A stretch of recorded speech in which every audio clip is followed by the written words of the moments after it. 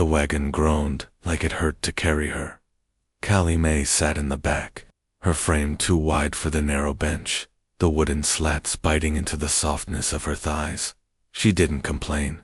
She'd long since learned to take up less space than she occupied. Her hands were folded in her lap like wilting petals, and she looked out at the dust-swept road with eyes too old for 22. She was not being sent to a home. She was being sent away. The driver, a man her father barely paid, didn't speak. He didn't need to. His silence carried the same message as the whispers back in town. The judgment in her mother's eyes, the way her father handed her a single suitcase and shut the door before she could turn back. You're lucky, he agreed. They'd told her. He was the farmer. Name, Luke Holler. Age, unknown. Status, allegedly desperate. All anyone knew was he lived alone, out past Dry Creek, had no wife, no children, no fortune, and no future. Perfect, her uncle had sneered. She fit right in. A burden for a burden. Punishment dressed up as opportunity. The wagon slowed. A gate broken and hanging like a tired jock reeked open under the driver's boot. Callie stepped down, her boots sinking slightly into the dry earth. A chicken squawked somewhere near the barn. A few cows looked up from the shade and blinked, and then she saw him. He was fixing the fence. Sun at his back, hammer in hand, shirt sweat stuck to his broad back. He didn't turn when the wagon clattered off, didn't come to greet her, didn't look up. Callie shifted awkwardly, her suitcase tugging her arm. She felt like a package left on the wrong doorstep. She cleared her throat. Nothing. Finally. He glanced over his shoulder, brown eyes, sun-worn skin, beard like he'd forgotten it was there. Not unkind, just used to quiet. He nodded once, toward the house. That was all. Inside, the house was plain. Wood floor, one table, one chair, one fire that looked like it had gone cold, and stayed that way. He showed her a room with a bed and a small window. The mattress had a dip in the middle, and the sheets smelled like cedar. You cook? He asked, after some time. Callie hesitated. Yes, tomorrow, then, and he left. No smile, no welcome. But no cruelty either. That night she sat on the edge of her bed, fingers trembling against the frayed lace hem of her dress. Her body ached from the ride. Her heart ached from everything else. Outside, the wind shifted through dry grass. It made no demands. She thought of the kitchen table back home, how her mother had cleared it of her presence, of the dresses she had sewn, that no one wore, of the way her younger sister had laughed too loud when they'd announced her punishment. She's not even crying, they'd whispered. They didn't know. She'd cried all her tears 2 years ago. In the morning, she rose with the sun. She cooked eggs, laid out bread. He sat, nodded once, ate every bite. No thank you. But he didn't throw anything away. That was something. She washed dishes in silence. She swept the porch. She sat for an hour watching chickens scratch at the dirt. And for the first time in a long while, she didn't feel the need to hide. Days passed like pages in a forgotten book. Luke worked. Callie worked beside him sometimes, or not. He never asked much. She never demanded more. There was a rhythm to it, like rain against a window pane, soft but steady. She found small ways to belong. The stove had a squeak. She oiled it. The barn door wouldn't shut. She carved a wedge to hold it. He noticed, but said nothing, except once, after supper, when he paused before rising. Not bad, he said. He meant the stew. Callie blinked. Thank you. He nodded and walked away. There was no mirror in her room. She was glad for that. She didn't want to see what the world had taught her to hate. The arms too thick, the cheeks too round, the stomach that had never flattened no matter how many cruel diets she was forced onto.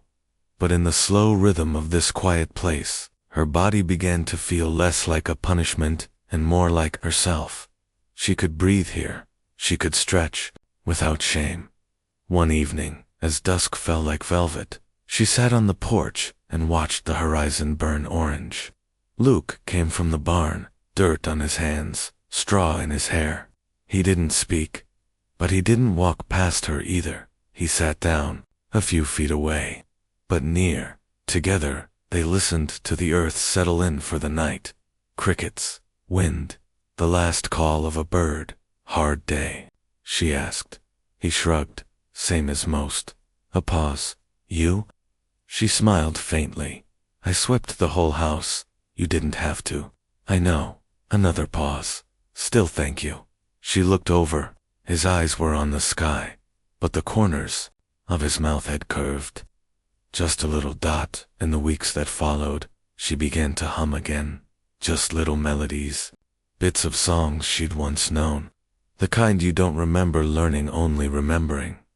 Luke said nothing, but didn't leave the room when she did. He just listened. And one morning, she opened her door to find a stool by the front step, and sturdy, for her. She ran her fingers over the wood grain, said nothing. But that evening, when he passed her on the way to the barn, she placed a jar of peach preserves into his hands. He paused, touched the lid, then nodded once, as if to say, I see you. The days stretched long, golden as honey, slow as molasses poured from a jar left too long in the cold. Callie Mae woke with the roosters, her breath fogging the kitchen window as she stirred cornmeal into a cast iron pan, her hips swaying too, a rhythm long buried beneath shame. She didn't sing, not quite, but the hum came stronger now, rooted somewhere deep beneath her ribs.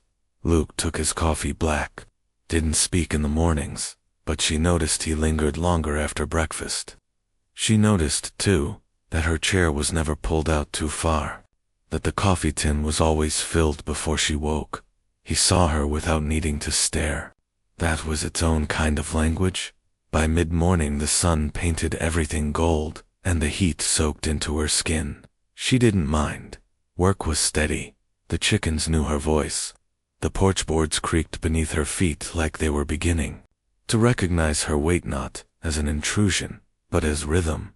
There were still no compliments, no praises, just space. And in that space, Callie bloomed.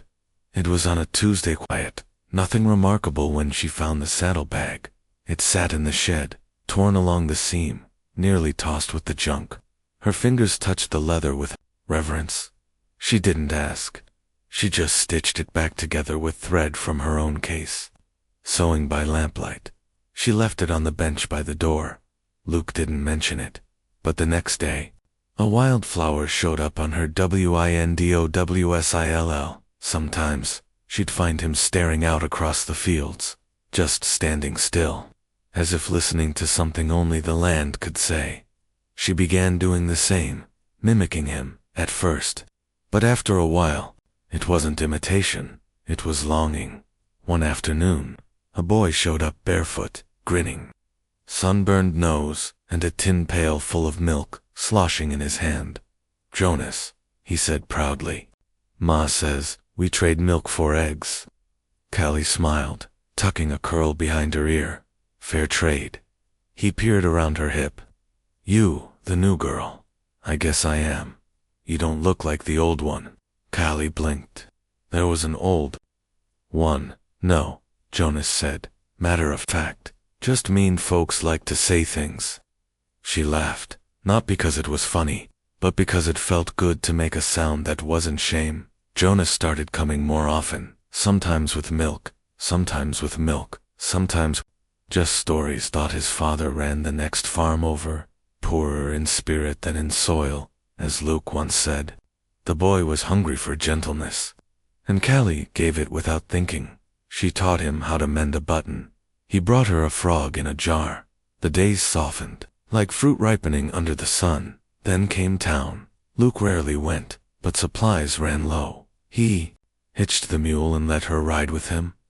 The road was narrow, bumping through a dry creek bed, and neither spoke much. But she noticed he had cleaned his boots. She noticed, too, that when they entered town, he walked beside her, not ahead, Still eyes followed her like flies. Fat girl on a farmer's arm. Whispers, like the rustle of dry paper. But Luke didn't flinch, didn't rush her. He let her choose. The flower. He carried the heavy sack without offering to take the lighter one. At the counter, the shopkeeper raised an eyebrow. This one with you, Luke. He looked straight ahead. She lives on my land. That was all he said. But it silenced the man. They stopped by a widow's house on the way back. Mrs. Elder, sharp-chinned and silver-haired, wearing a shawl even in August. Her eyes narrowed, kindly at Callie. You ain't what I expected, she said. Callie braced herself. Mrs. Elder continued. Thought you'd be broken. Folks always are when they get sent here. But you still got a fire. Callie looked down. I'm just doing what I can. The old woman reached forward and touched her arm. Bony fingers gentle. Don't let their eyes become your mirror, she whispered. Back at the farm, evening wrapped itself around them like a quilt worn soft by years. Luke chopped wood. Callie shelled peas. Neither spoke, but peace was thick in the air, like the hush before a hymn. That night, she dreamed of her old house. The parlor, the stiff chairs no one sat in, the way her sister would sigh when Callie entered a room, as if her body took up too much light. She woke with sweat on her brow and tears in her hair, and there just beyond the curtain she saw the silhouette of the stool he'd made her. Waiting patiently in the moonlight, he never asked her to stay. He never asked her to leave. But when she started making fresh biscuits, he started showing up earlier for breakfast, and when she began brushing the mule after chores, he began humming barely audible like a man who had forgotten songs lived inside him. 2. Callie looked at herself in the reflection of the water trough one day. Round cheeks, sturdy arms, a body full of work and warmth and waiting. She did not hate what she saw. Not here, not anymore. One evening, as the sky bloomed lavender and fireflies stitched gold into the dusk, Callie sat on the porch, the rocking chair creaking beneath her weight. Luke brought out 2 mugs of coffee, sat beside her, didn't speak. He didn't need to. In the quiet, everything was loud. The way he handed her the mug before sipping his own, the way his elbow stayed just near enough to brush hers, the way he didn't look at her like a burden, or a secret, or a favor. He looked at her like land after rain, like something he'd waited for but never expected to come. The sun was rising later now. Cooler winds began to curl through the cracks in the porch. The fields, once burnt gold and blazing, had softened into pale, dusty green. Callie had grown used to the silence, but now it spoke to her. It filled the corners of the house with memory. It stitched itself into the rhythm of her breath, and it began to sound less like loneliness and more like belonging. It happened on a Thursday. Luke had been riding fence lines alone, stubborn, as always, and the mule had stepped wrong near a ravine. Callie found him limping up the path, shirt torn, blood dark on his shin. He brushed her off. It's nothing. But when he tried to lift the feed sack, his leg buckled like a snapped twig. She stepped in before he fell. Sit, she said, more command than request. And he did. The days that followed belonged to her hands. She chopped the wood. She mended the fence. She carried water and grit and eggs, and weight that once would have broken her, but now it just made her stronger. She tied her apron like armor, cooked with salt and pride, and when Luke tried to rise too soon, she pressed a hand to his chest and said quietly, "You gave me rest. Let me give it back." He didn't argue after that. It was late one evening when she followed the fence line. The sky had gone pewter blue, and her boots left soft tracks in the dust. The wind played with her shawl like it missed her, like it remembered her song. She walked to where the pasture ended and kept walking. Beyond the brush and oaks, where the land should have thinned to nothing, it widened. Endless golden fields, tucked behind the hills like a secret rows of wheat. Wild but well-tended, she blinked. The poor man's land wasn't poor at all. The barn was locked. but the side door had warped with age.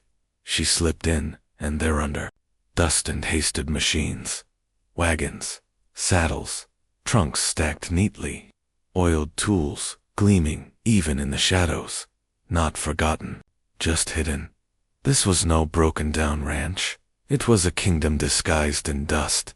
That night, she said nothing, but her hands trembled slightly when she set down his supper. He noticed. Of course he did. The next morning, he found her feeding the chickens. Said nothing for a while. Then, in that low, steady voice of his, "You wandered out." She didn't pretend she hadn't. He didn't ask why. It's all hidden. She turned dirt on her cheek, eyes calm. "I figured you'd tell me when you wanted to." He looked at her like he was measuring something. Weight, maybe, but not the kind folks usually measured her by. Then he sat on the porch step and looked out at the land. "I had brothers," he said, "two of Ime, greedy as fire. They wanted to sell everything when Ma died. Split the land, ruin it." Callie didn't interrupt. "I bought them out, every acre. Took everything I had. Didn't tell no one. Let em think I went broke. They stopped coming." He picked at a loose thread on his cuff. "People stayed away after that. Thought I had nothin', and I let em." "Why?" she asked, barely above a whisper. "Because it's better to be alone than surrounded by folks who only see what you have." That night, by firelight, they sat across from each other. No table between them. Just truth. Callie told him about her father. The way he'd look past her in photographs. The way her cousins called her a ghost in curtains.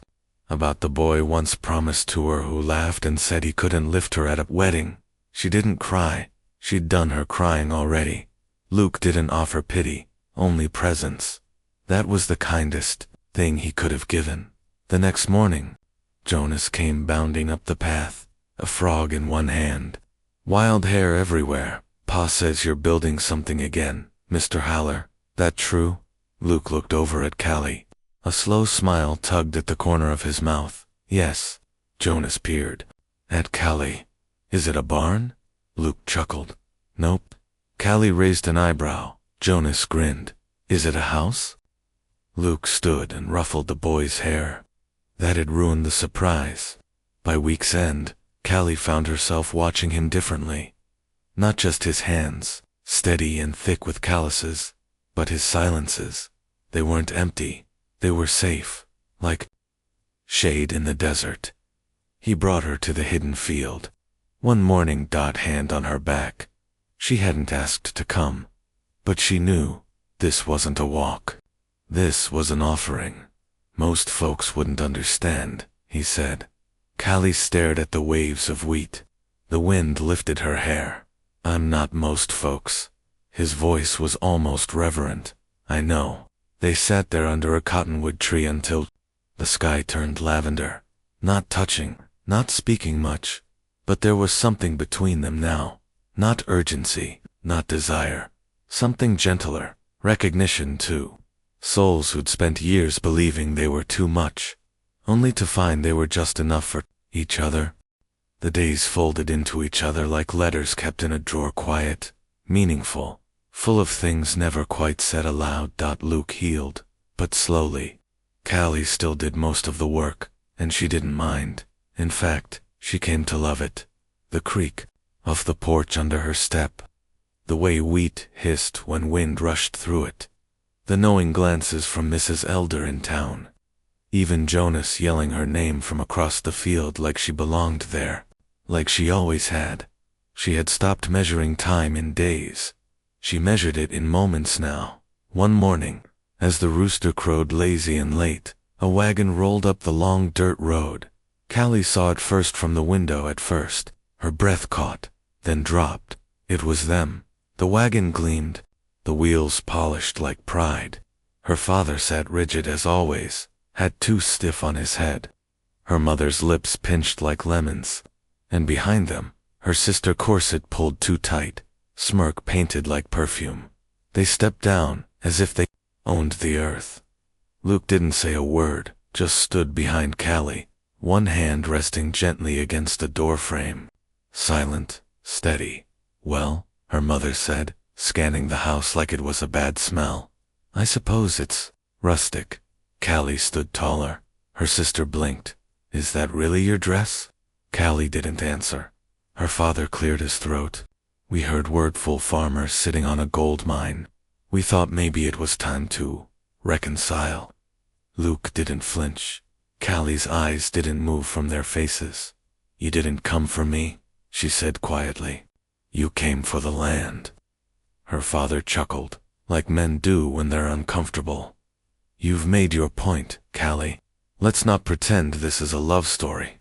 Her voice came clearer now, stronger than even she expected. "You're right? It's not pretend." They blinked. Callie stepped forward, shoulders square, chin high. "You sent me here, to shrink, to disappear, to carry the shame you were too proud to hold yourselves. But this land, this man, gave me room to grow. You never noticed who I was, but he did." Her mother opened her mouth. Nothing came out.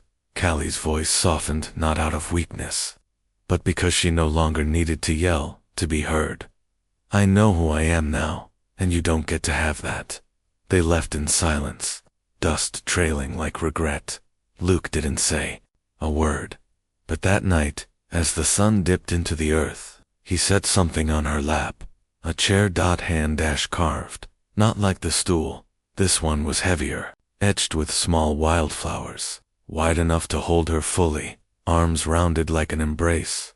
She ran her hand over the smooth backrest. "It's beautiful." He nodded. "Figured you'd want a place to rest, if you're staying." She looked up at him, heart full and rising. "I never planned to leave." He hesitated just a moment, then handed her a box small wooden carved with initials she didn't recognize at first, but when she opened it, she gasped. Inside was a ring old gold, edges worn smooth, not fancy, but honest. "This was my ma's," he said. "She wore it her whole life. Said it meant more worn than perfect." Callie blinked. "Are you asking me?" He looked at her the way the earth looks at the rain.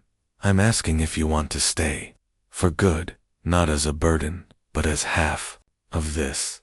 She didn't answer with words. She just reached out, took his hand, and placed the ring on her own finger. That night, they sat side by side on the porch, 2 rocking chairs, 2 mugs of coffee, one silence, filled with everything. The chickens rustled in the coop. Jonas whooped in the distance. The stars opened wide above them, vast and twinkling like they hadn't seen a story like this in a long time. Callie leaned, her head on Luke's shoulder.